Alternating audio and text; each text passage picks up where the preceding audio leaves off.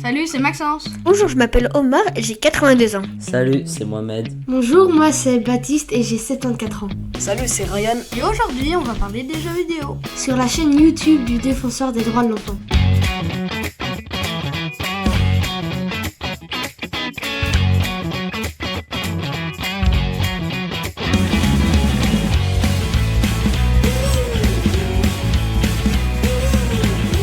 Alors, mon utilisation des jeux vidéo, c'est plutôt pour me détendre, pour me changer les idées. Par exemple, je passe une mauvaise journée, j'arrive, je lance ma PlayStation et je joue à un jeu. Moi, j'y joue pour me détendre, faire les modes histoire et tout.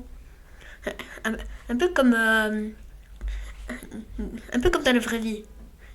Quand tu rentres chez toi, tu te reposes. Par exemple, toi, tu peux te coucher, dormir, faire ce que tu veux. Bah, moi, j'aime bien jouer aux jeux vidéo. Et j'aime bien aussi y jouer pour m'amuser. Mais après, le problème, c'est que j'ai un côté un peu trop gagnant. Et du coup, parfois, je prends pas de plaisir parce que je supporte pas. Par exemple, il y a des jours où, en fait, jouer aux jeux vidéo, c'est vraiment plus un énervement qu'un plaisir ou qu'une détente. Je joue plus à Fortnite et à FIFA. Parce que FIFA, j'aime bien le foot, donc j'y joue.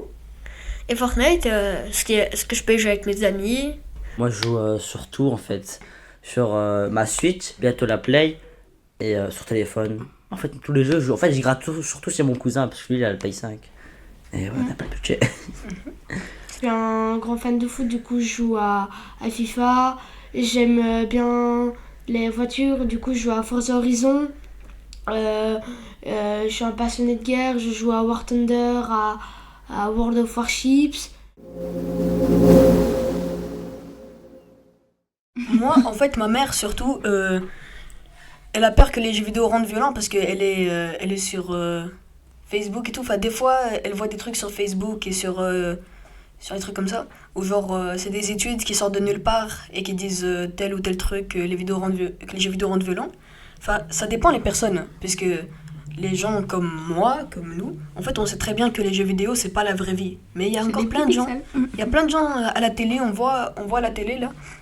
Oui, les jeux vidéo ça rend violent, oui, ils savent même plus quand ils sont plus dans les jeux vidéo. Parce que moi, je vais pas les sortir tirer des gens avec une Kalachnikov. On pourrait peut-être dire que ça rend violent parce que du coup, les jeux vidéo, en fait, un jeu où tu vas tuer quelqu'un, peut-être que ça va banaliser la violence en fait, et que du coup, ça peut dire que dans la vraie vie, si tu tapes quelqu'un, bah, c'est comme dans Fortnite, la personne elle revit et tu t'en fous quoi. J'ai vu une autre vidéo qui disait que les jeux vidéo, ça rend même moins violent que ce que t'étais de base. Et toi, Baptiste ? Je partage pas le même avis.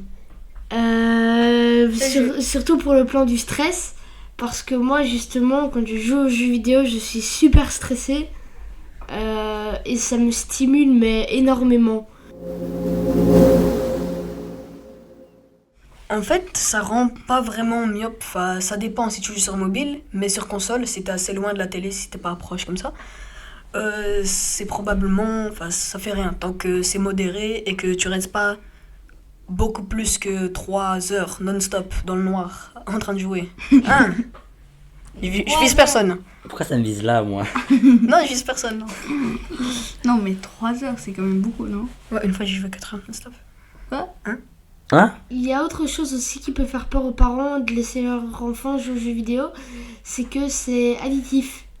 Moi je le remarque bien parce que à partir du moment où j'ai commencé quand même un peu plus à jouer, je perds un peu mes relations et mes repères avec le temps. Et du coup, une fois que tu commences à jouer, en fait, si mes parents sont pas derrière pour me dire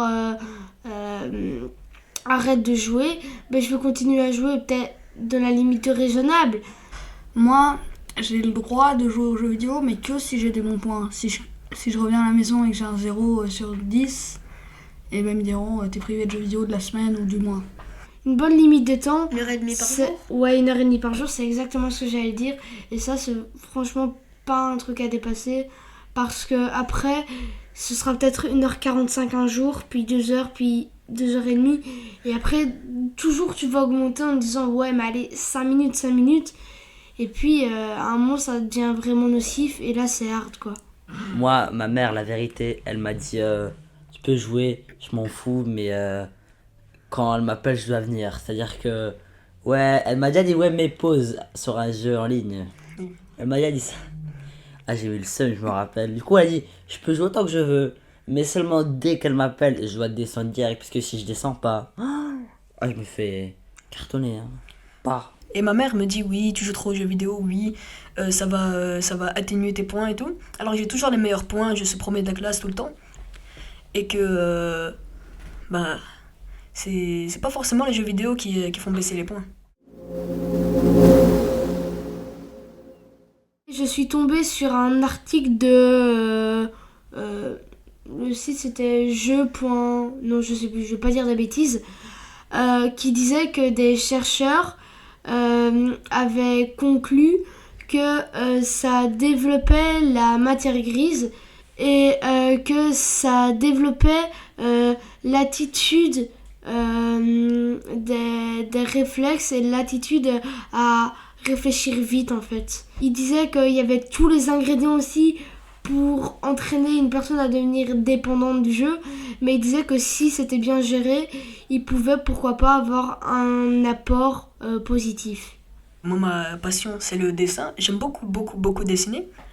Et en fait, les jeux vidéo, ça m'aide à avoir de l'inspiration. Par exemple, il y a des jeux vidéo à droite, à gauche, je prends des petites inspirations par-ci, par-là, je prends des petits modèles et je fais des dessins. Tu peux apprendre à parler anglais. Moi, j'apprends à parler anglais sur ma tablette. Et j'ai aussi appris à jouer aux échecs sur ma tablette. Donc maintenant, des fois quand on part à la Maison Rouge, il y a des échecs, j'y joue avec mon frère et je sais comment y jouer. Par exemple, quand j'étais petit, la première vidéo Minecraft que j'ai vue sur YouTube, j'ai su que quand t'allais sous l'eau et que si tu restais trop longtemps, tu pouvais mourir parce que t'avais pas respiré.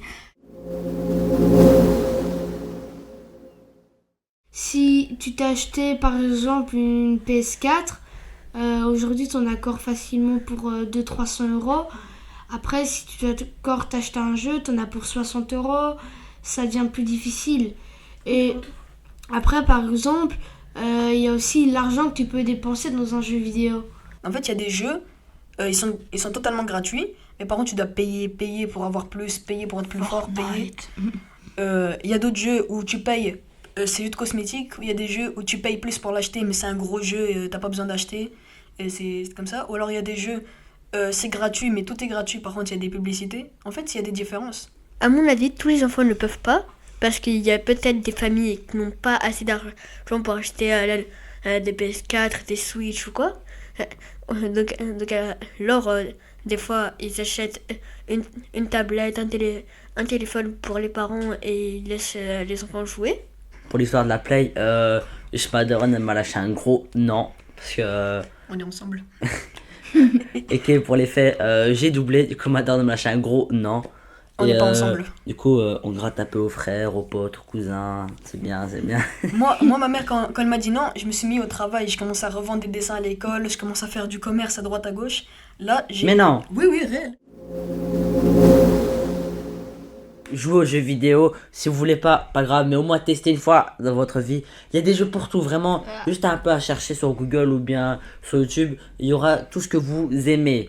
C'est-à-dire déjà Warhammer 40 000, les échecs, les histoires, les guerres du futur ou bien Minecraft, des jeux de survie, des jeux d'aventure, des jeux de ferme, genre tu fais ta propre ferme, Farming Simulator, je crois qu'il y a le 52 qui est sorti. Les jeux d'amour aussi, c'est bête, mais les gens aiment bien l'histoire d'amour. Il y a des jeux où ça raconte l'histoire d'amour et tu dois choisir les choix. Vraiment, il y a pour tous les goûts, juste à faire une fois dans sa vie, jouer à un jeu. Je pense que tout le monde l'a fait.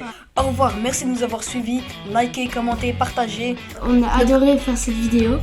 Abonnez-vous aussi. Partagez à votre père, à votre grand-mère, à vos amis et à vos ennemis aussi. Oui. Ciao. C'était un plaisir, à la prochaine. Ciao.